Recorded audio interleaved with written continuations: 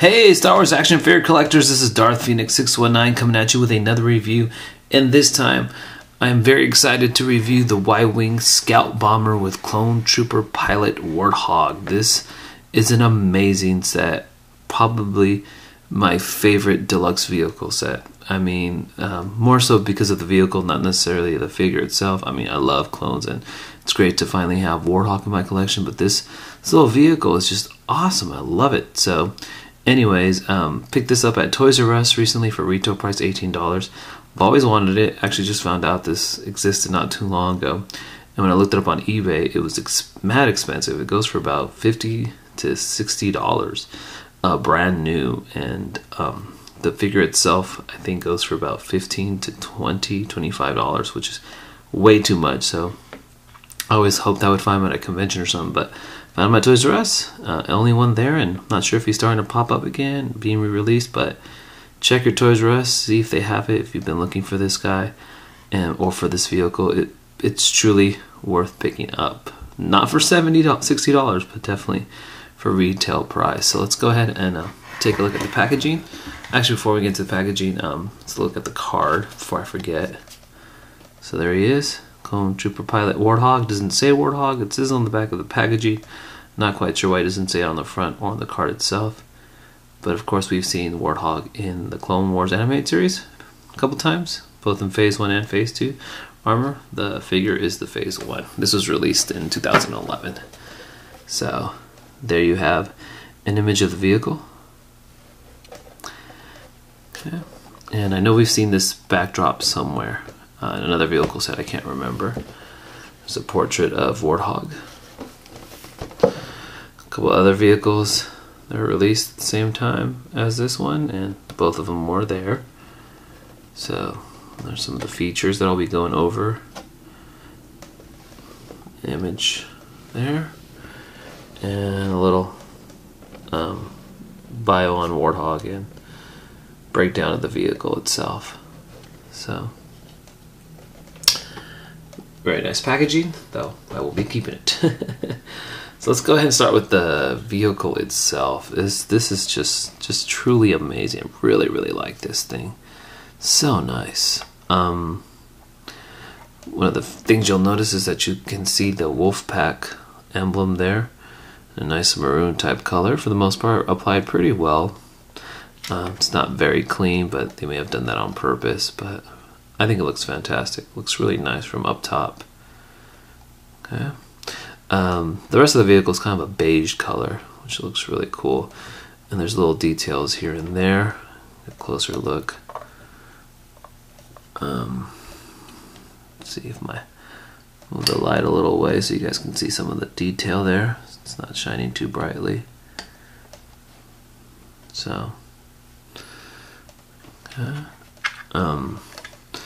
You have this kind of metallic, very chrome-like finish here around the exhaust part right here in front. Some little details right there. It looks great. Paint apps on the engines aren't all that great, but not too big of a gripe though.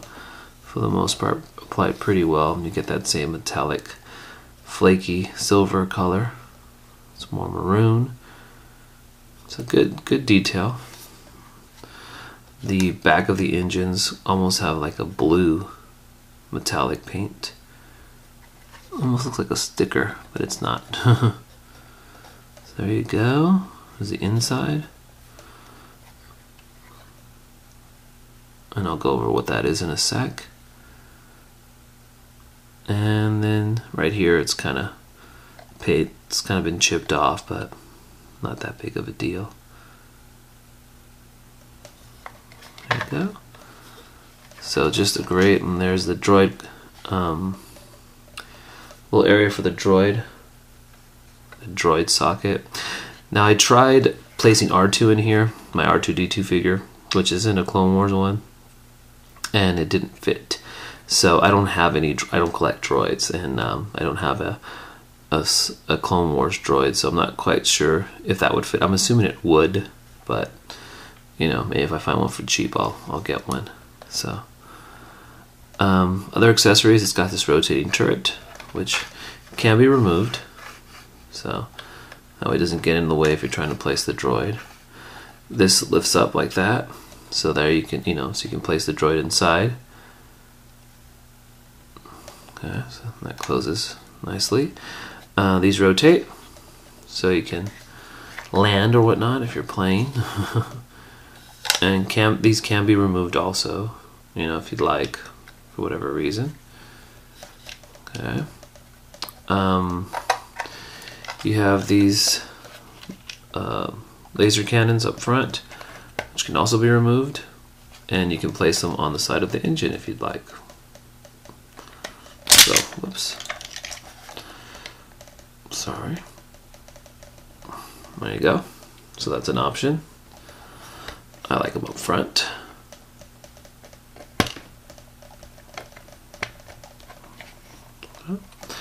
And those rotate 360. I mean, the cockpit gets in the way, but they can. Another feature that I really like is you have these torpedoes. You get 2 of them, and they connect inside the engine. And if you press this button, there you go, your bomb drops. And really nice detail on these things. I like the mold that was used. They look fantastic. And so there's a little space for them, and they lock in pretty well. They don't fall off. So that's really nice. And then of course the cockpit opens up from the back, and there you go. So there's a Warthog inside, and so I really like the cockpit itself. Looks fantastic. Opens up pretty far out, so that's pretty nice. And then there he is gripping the steering wheel. Some detail in there. I think it looks great. So it just comes with a ton of features. I think that's what really makes this vehicle, not just the design of it, but the accessories and the features really make it stand out. I mean, this has great playability. Awesome playability. So let's remove Warthog. Okay. From here. And then, there you go. So let's put that to the side. It does come with your standard DC-15. Nothing special there. So I just placed that in the cockpit. So, Warthog for the most part is your traditional clone trooper from the Clone Wars collection. But I guess, of course, what really makes them stand out, what makes them different is the helmet.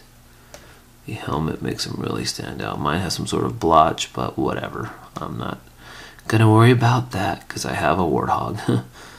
So he has that bird emblem across his helmet, which I think was applied extremely well. Looks really clean and crisp. And then you've got I'm not sure if it's the feet of the bird, but some red markings right there. Okay. Then you've got his breathing apparatus, which I think just kind of hangs down from there. I don't think it's supposed to connect to it. I could be wrong, but I'm pretty sure it doesn't. The breathing tubes, not a removable helmet, but not a big deal. And then you've got some gray paint taps up here. And the rest of it's pretty much your standard clone trooper body. So, nothing too special there. But just, the helmet design looks really cool. Articulation's pretty darn awesome. You got your ball jointed head, ball hinged shoulders, ball hinged elbows, swivel wrists, making sure, yep.